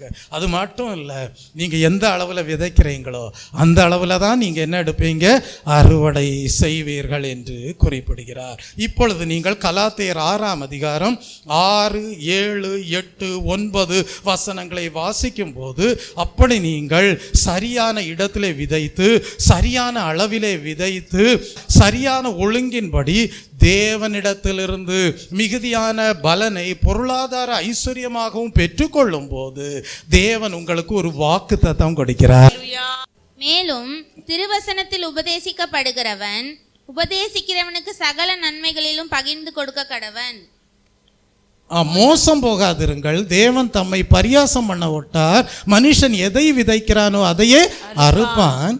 தன் மாம்சத்திற்கென்று விதைக்கிறவன் மாம்சத்தினால் அழிவை அறுப்பான், ஆவிக்கென்று விதைக்கிறவன் ஆவியினாலே நித்திய ஜீவனை அறுப்பான். நன்மை செய்கிறதில் சோர்ந்து போகாமல் இருப்போமாக, நாம் தளர்ந்து போகாதிருந்தால் ஏற்ற காலத்தில் அறுப்போம். இதான் வாக்கு தத்தம். விதைக்க வேண்டும், எந்த இடத்தில் விதைக்க வேண்டும், என்ன அளவில் விதைக்க வேண்டும். ஆபேல் காணிக்கைகளை கொடுத்தார், சரியான அளவிலே கொடுத்தார், தேவன் அங்கீகரித்தார். Price the Lord. சரியான அளவிலே விதைக்க வேண்டும், உங்களுக்கு மிகுதியான பலன் உண்டாயிருக்கும் என்கிற ஒழுங்கு காணப்படுகிறது. இப்பொழுது கர்த்தர் ஒரு வாக்கு தத்தம் கொடுக்கிறார். நாம் தளர்ந்து போகாதிருந்தால், அதுல ஒரு விஷயம் இருக்கு, நாம் தளர்ந்து போகாதிருந்தால் ஏற்ற காலத்திலே அறுப்போம். அதுல என்ன உண்டாகக்கூடாது? தளர்ச்சி உண்டாகக்கூடாது. அப்ப நீங்க கேட்கலாம், பாஸ்டர் எதனால தளர்ச்சி உண்டாகும் அப்படின்னு கேட்கலாம். நான் இவ்வளோ நாள் விதைத்து பார்த்தேன் அப்படின்னு விசுவாசி சொல்லும். ஊழியக்காரர் சொல்லுவார், நானும் ஞான நன்மையை விதைத்து பார்த்தேன், ஒன்றும் அறுவடை இல்லை. சில நேரங்களில் உங்களுக்கு அறுவடை பரலோக ராஜ்யத்தில் தான் கிடைக்கும். சில ஊழியங்களில் அறுவடை எங்கே தான் இருக்கும்? பரலோக ராஜ்யத்தில் தான் பலன் உங்களுக்கு மிகுதியாக உண்டாயிருக்கும். ஆனால் நீங்கள் சரியான அறுவடையை எடுக்கிறதற்கு உங்களிலே எதனால் தளர்ச்சி உண்டாகக்கூடாதுன்னா, கிறிஸ்துவின் மேல் இருக்கக்கூடிய அன்பிலே குறைவு உண்டாவதினாலே தளர்ச்சி உண்டாகக்கூடாது, பக்தியிலே குறைவு உண்டாவதினாலே தளர்ச்சி உண்டாகக்கூடாது. அநேகருடைய வாழ்க்கையிலே கர்த்தர் மீதுள்ள அன்பிலேயும் பக்தியிலேயும் குறைவு வருவதனால்தான் என்ன உண்டாகிறது? தளர்ச்சி உண்டாகிறது. அதற்கு ஒரு எக்ஸாம்பிளாக நம்ம 2 சபையாரை கம்பேர் பண்ணி படிக்கலாம். ஒரு சபையார் யாருன்னா தெசலோனிக்கே சபையார், இன்னொரு சபையார் யாருன்னா எபேசு சபையார். தெசலோனிக்கே சபையார் தளர்ந்து போகாம இருந்ததற்கு காரணம் என்ன என்று எழுதப்பட்டிருக்கிறது. எபேசு சபையார் ஆதி அன்பை விட்டு தளர்ந்து போனதற்கு காரணம் என்ன என்றும் சொல்லப்பட்டிருக்கிறது. வாசியுங்கள். 1 தெசலோனிக்கேயருக்கு எழுதின புஸ்தகம் 1ஆம் அதிகாரம் 2 முதல் 4 வசனங்களை வாசியுங்கள். 1 தெசலோனிக்கேயர் 1ஆம் அதிகாரம் 2 முதல் 4 வசனங்கள். தேவனுக்கு பிரியமான சகோதரரே, உங்கள் விசுவாசத்தின் கிரியையும் நல்லா பாருங்க. தேவனுக்கு பிரியமான சகோதரரே, அங்க என்ன இருக்கு? உங்கள் விசுவாசத்தின் கிரியை. கிரியைக்கு கூட என்ன வருது? விசுவாசம். அந்த விசுவாசம் கர்த்தர் மேல இருக்கும்போது கிரியை செய்யறதுல தளர்ச்சி வராது. விசுவாசத்தின் கிரியை. அடுத்தது உங்கள் அன்பின் பிரயாசம். பிரயாசப்படுறீங்க. யார் மேல அன்பு வச்சு? கர்த்தர் மேல அன்பு வைத்து பிரயாசப்படுறீங்க, அதனால என்ன வராது? தளர்ச்சி வராது. அடுத்தது, நம்முடைய கர்த்தராகிய இயேசு கிறிஸ்துவின் மேல் உள்ள உங்கள் நம்பிக்கையின் பொறுமை. பொறுமை இல்ல, நம்பிக்கையின் பொறுமை. யார் மேல நம்பிக்கை? தேவன் மேல நம்பிக்கை. எப்படினாலும் எங்களுக்கு பரலோக ராஜ்யத்தில் என்ன உண்டு? மிகுதியான அறுவடை உண்டு. ஏன்னா தேவனுக்கு பிரியமானபடி நாங்கள் விதைத்திருக்கிறோம்.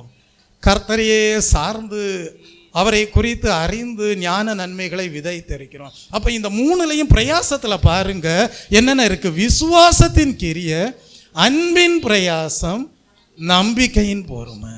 அதனால இவங்களுக்கு தளர்ச்சியே இல்லை.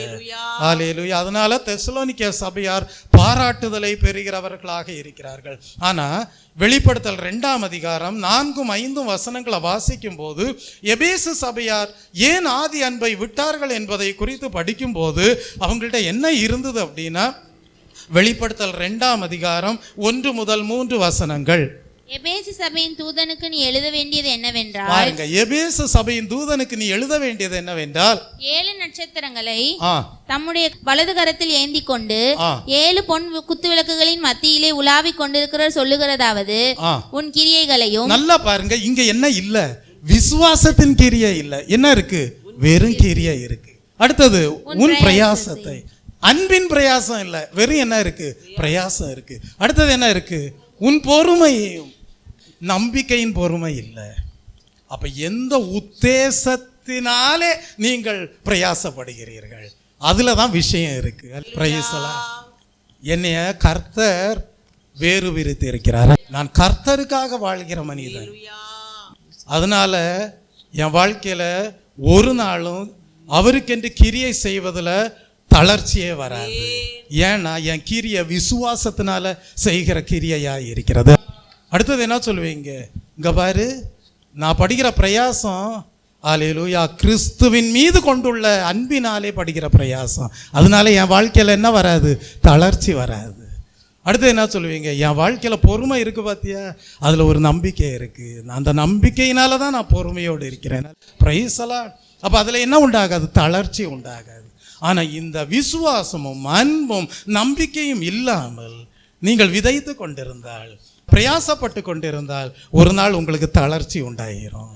அதனாலதான் கலாத்திய சபையாருக்கு பவுல் எழுதுகிறாரு, நீங்கள் தளர்ந்து போகாது இருந்தால் ஏற்ற காலத்திலே அறுவடை செய்வீர்கள். கர்த்தருடைய நாமத்திற்கு மகிமை உண்டாவதாக. ஏன்னா மல்கியா தீர்க்கதரிசியின் புஸ்தகம் 1ஆம் அதிகாரம் 13ஆம் வசனத்தை வாசிக்கும் போது இஸ்ரவேலின் ஆசாரியர்கள் எப்படி காணப்பட்டார்கள்? இதோ இது எவ்வளவு வருத்தம் என்று சொன்னார்கள். என்னது? எவ்வளவு வருத்தம். தளர்ந்து போனார்கள். கிரியை இருந்தது, பிரயாசம் இருந்தது, பொறுமை இருந்தது, ஆனால் தளர்ந்து போனார்கள். ஏன்? விசுவாசத்தின் கிரியை இல்லை, அன்பின் பிரயாசம் இல்லை, நம்பிக்கையின் பொறுமை இல்லை. அப்படியானால் இவைகளை நம்முடைய வாழ்க்கையிலே பாதுகாத்து கொண்டு விதைக்கிறவர்களாய் இருக்க வேண்டும். அடுத்ததாக எதனால் தளர்ச்சி உண்டாகிறது? ஜெப குறைவினாலே என்ன உண்டாகிவிடும்? தளர்ச்சி உண்டாகிவிடும். அதனால தான் இயேசு கிறிஸ்து சொன்னார், சோர்ந்து போகாமல் எப்பொழுதும் ஜெபம் பண்ண வேண்டும் என்று சொன்னார். லூக்கா 18ஆம் அதிகாரம் 1ஆம் வசனத்திலே படிக்கிறோம், ஆவிக்குரிய வாழ்விற்கு ஜெபம் மிகவும் அவசியமானதாய் இருக்கிறது. எப்படி தெரியுமா?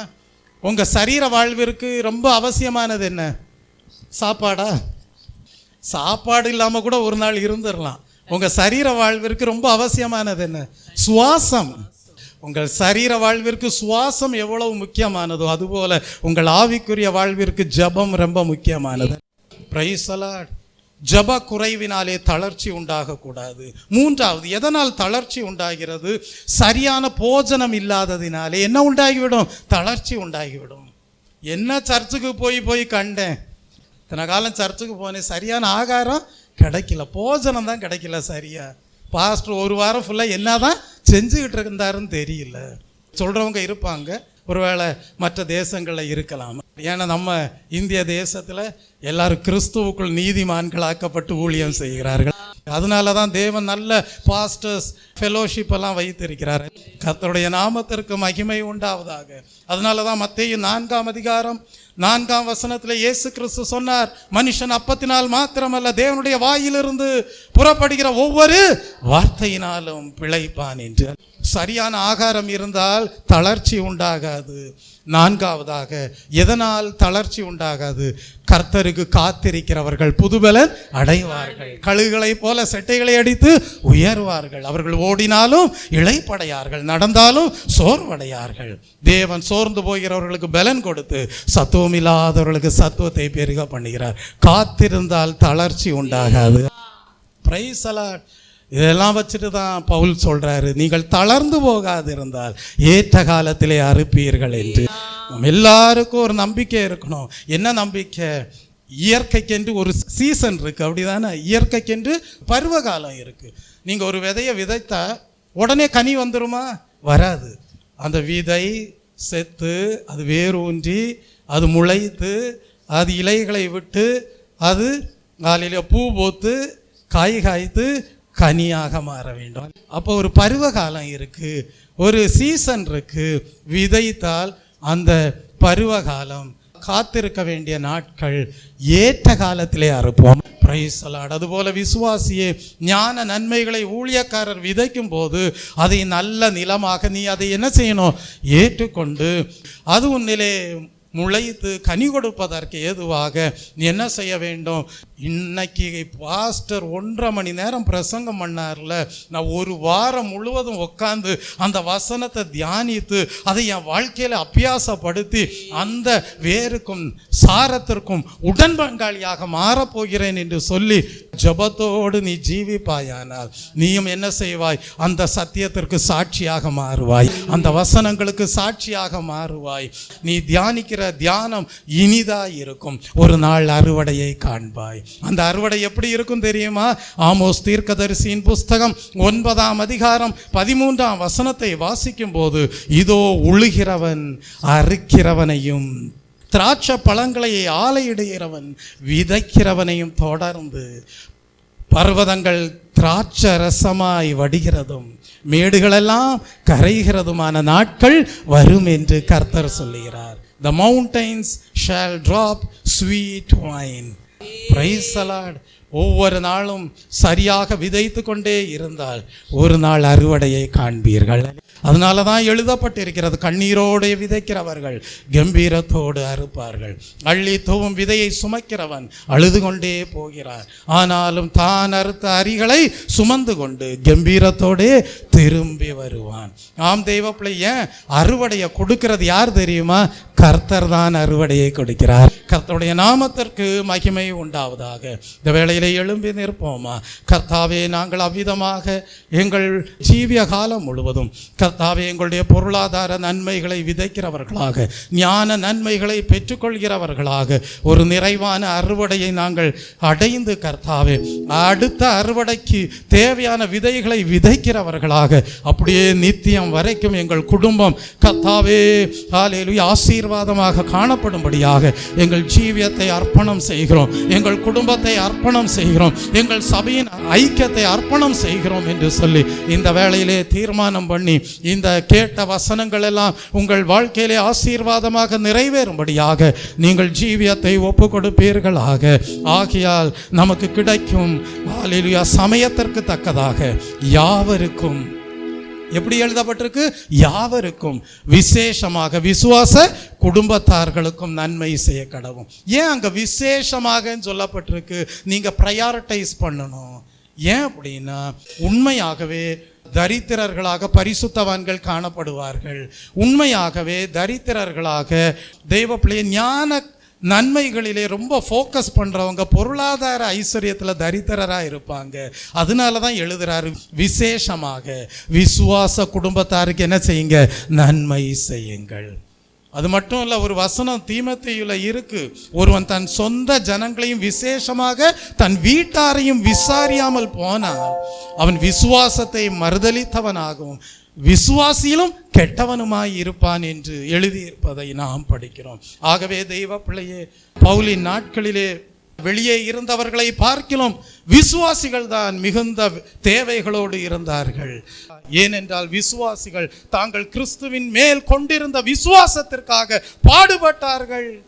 அதை தான் எபிரேயர் 10ஆம் அதிகாரம் 32 முதல் 34 வசனங்களிலே படிக்கிறோம். அதனால தான் அவர் எழுதுறாரு, ஆதலால் நமக்கு கிடைக்கும் சமயத்திற்கு தக்கதாக யாவருக்கும் காணாமல் போனவர்களுக்கும் விசேஷமாக விசுவாச குடும்பத்தாருக்கும் நன்மை செய்ய கடவோம் என்று எழுதுகிறார். அப்படியே ஜீவியத்தை ஒப்பு கொடுப்போமா? கர்த்தாவே, எங்களுடைய சபை ஐக்கியம், பொருளாதார ஐஸ்வர்யத்தை பகிர்ந்து கொடுப்பதிலேயும் ஐக்கியம் கொண்டதாக காணப்பட செய்தருளும்.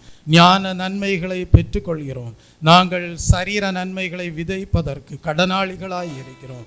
கர்த்தாவே, நீர் அப்படி சரியாக நாங்கள் அதிலே உத்தமமாக உண்மையாக காணப்படும்படியாக எங்களை மிகுதியாக ஆசீர்வதித்தருளும் என்று சொல்லுவீர்களானால் நிச்சயமாகவே நீங்கள் விதைப்பது எந்த அளவிலே என்பதை தேவன் அறிந்து கொண்டு உங்கள் காணிக்கைகளை அங்கீகரித்து ஒரு தலபலவரதபதிலவே மெய்யாகவே உங்களுக்கு நற்சாட்சி உண்டாகும்படியாக செய்வார்.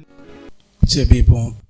ஆண்டவரே, அப்பா நன்றி ஆண்டவரே, நன்றி ஆண்டவரே. ஆண்டவரே, இந்த நாளிலும் ஆண்டவரே எங்கள் மேல் கிருபை வைத்து ஆண்டவரே எங்களோடு பேசின தயவுக்காக உமக்கு ஸ்தோத்திரம் ஆண்டவரே. அப்பா ஆண்டவரே, வேத வாக்கியங்களை ஆண்டவரே நீங்க எங்களுக்கு விளக்கமாய் ஆண்டவரே போதித்த தயவுக்காக உமக்கு ஸ்தோத்திரம் ஆண்டவரே. நன்றி தகப்பனே.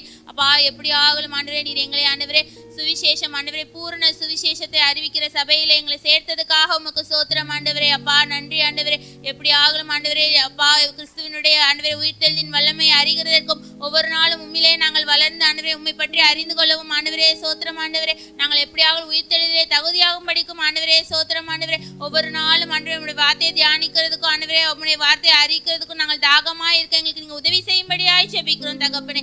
ஏசப்பா சோத்திரம் ஆண்டவரே. அப்பா நன்றி தகப்பனே. அப்பா, நாங்கள் இந்த நாள்ல கேட்டது போல ஆண்டவரே எங்களுடைய பொருளாதாரத்தை ஆண்டவரே நாங்கள் பகிர்ந்து கொடுக்கிறவர்களாய் காணப்பட எங்களுடைய இருதயத்தை நீங்கள் ஆண்டவரே திறந்தருளும்படியாய் ஜெபிக்கிறோம் தகப்பனே. ஏசப்பா, கேட்ட ஒவ்வொரு வார்த்தைக்கு நாங்கள் கீழ்ப்படியத்தக்கதாய் ஆண்டவரே சோத்திரம் ஆண்டவரே. எங்களுக்கு ஞான நன்மை போதிக்கிறவர்களுக்கு ஆண்டவரே நாங்கள் சரீர நன்மைகளால் ஆண்டவரே அவர்களுக்கு உதவி செய்ய நாங்கள் கடனாளிகளாய் இருக்கணும் கேள்விப்பட்டது போல நாங்கள் அப்படியாய் அந்த பிரமாணத்துக்கு கீழ்ப்படி எங்களுக்கு நீங்க உதவி செய்யும்படியாய் ஜெபிக்கிறோம் தகப்பனே. ஏசப்பா சோத்திரம். எங்களை பரலோகத்துக்கு கொண்டு போகிற வார்த்தைகளை போதிக்கிற ஆண்டவரே போதகர்களுக்கு ஆண்டவரே சோத்திரம் ஆண்டவரே நாங்கள் பொருளாதார நன்மைகளை பகிர்ந்து கொடுக்கிறவர்களாய் காணப்பட எங்களுக்கு நீங்க உதவி செய்யும்படியாய் ஜெபிக்கிறோம் தகப்பனே. ஏசப்பா சோத்திரம் ஆண்டவரே.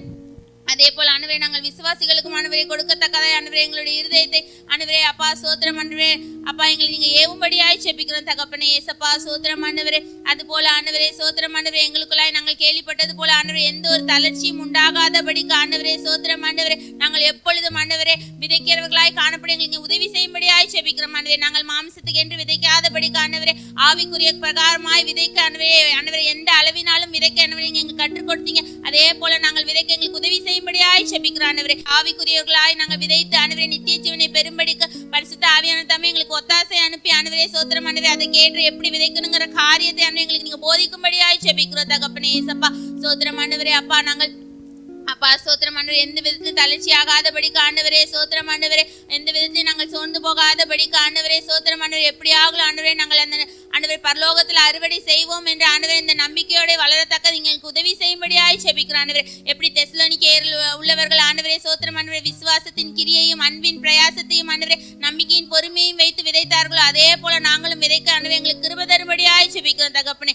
ஏசப்பா நாங்கள் எபேசு பட்டணத்தை போல அல்லாதபடிக்கு தெசலோனிக்கேயரில் உள்ளவர்களை போல நாங்கள் ஆண்டவரே சோத்திரம் ஆண்டவரே அப்படி விதைக்கத்தக்கதாய் ஆண்டவரே எங்களுக்கு நீங்க உதவி செய்யும்படியாய் ஜெபிக்கிறோம் தகப்பனே. எங்களுக்குள்ளே ஆண்டவரே தளர்ச்சி உண்டாகாதபடிக்கு ஆண்டவரே சோத்திரம் ஆண்டவரே நாங்கள் காத்து இருக்கவும் ஆண்டவரே சோத்திரம் ஆண்டவரே நாங்கள் ஜெபம் பண்ணும் ஆண்டவரே எங்களுக்கு கிருபை தரும்படியாய் ஜெபிக்கிறோம் தகப்பனே. ஏசப்பா அதே போல ஆண்டவரே சோத்திரம் ஆண்டவரே நாங்கள் ஆண்டவரே தேவையான ஆகாரத்தின் மூலமாய் ஆண்டவரே நாங்கள் பலன் அடைந்து அதன் மூலமாய் எங்களுக்குள்ளாய் தளர்ச்சி உண்டாகாதபடிக்கு தேவன் தாமே கிருபை தரும்படியாய் ஜெபிக்கிறோம் தகப்பனே. ஏசப்பா சோத்திரம். இந்த நாளில் கேட்ட வசனங்களுக்கு நாங்கள் அப்படியே கீழ்ப்படியத்தக்கதாக ஆண்டவரே ஒரு கீழ்ப்படிதல் இருதயத்தை நீங்க தந்து ஆண்டவரே சோத்திரம் ஆண்டவரே முடிவு பரியந்தம் ஆண்டவரே நாங்கள் அப்பா சோத்திரம் ஆண்டவரே விதைக்கிறவர்களாய் காணப்பட்டு அதற்கேற்ற பலனை நாங்கள் மிகுதியாய் பெற்றுக்கொள்ள எங்களுக்கு உதவி செய்யும்படியாய் ஜெபிக்கிற தகப்பனே. இயேசு நாமம் ஜெபிக்க எங்க ஜீவனில் நல்ல பிதாவே ஆமென். கர்த்தர் ஜெபத்தை கேட்ட தயவுக்காக தேவனை ஸ்தோத்தரிப்போம். ஸ்தோத்திரம் ஸ்தோத்திரம் ஸ்தோத்திரம். என் கர்த்தர் செய்த நன்மையாவும் எண்ணி முழு மனதாய் ஸ்தோத்தரிப்பேன் நான். என் கர்த்தர் செய்த நன்மையாவும் எண்ணி முழு மனதாய் ஸ்தோத்தரிப்பேன் நான்.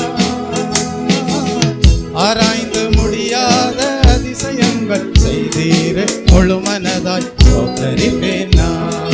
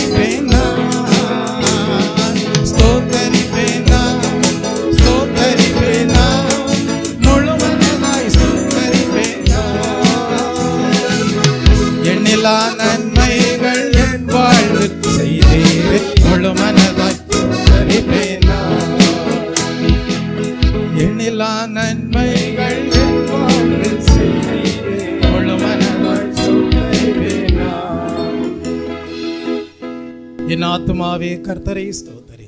என் முழு உள்ளமே அவருடைய பரிசுத்த நாமத்தை நாமத்தை ஸ்தோத்திரி. என் ஆத்துமாவே கர்த்தரை ஸ்தோத்திரி. அவர் செய்த சகல உபகாரங்களையும் மறவாதே. ஆமென். நம்முடைய கர்த்தராகிய இயேசு கிறிஸ்துவுடைய கிருபையும் பிதாவாகிய தேவனுடைய அன்பும் பரிசுத்த ஆவியானவருடைய அந்யோன்ய ஐக்கியமும் இன்றும் என்றும் சதா காலங்களிலும் நம் அனைவரோடும் நம்முடைய குடும்பங்களோடும் சபையாரோடும் இருப்பதாக. ஆமென். தேவன் என் அடைக்கலமே, என் கோட்டையும் அரணும் அவர். அவர் சத்தியம் பரிசையும் கேடகமும் என் நம்பிக்கையும் அவரே. அவர் சத்தியம் பரிசையும் கேடகமும் என் நம்பிக்கையும் அவரே. அவர் சட்டையின் அடைக்கலம் புகவே சிறகுகளால் மூடுவார். அவர் சட்டையின் அடைக்கலம் புகவே சிறகுகளால் மூடுவார். அல்லேலூயா, அல்லேலூயா, அல்லேலூயா, அல்லேலூயா, அல்லேலூயா, அல்லேலூயா, அல்லேலூயா, அல்லேலூயா. Hallelujah,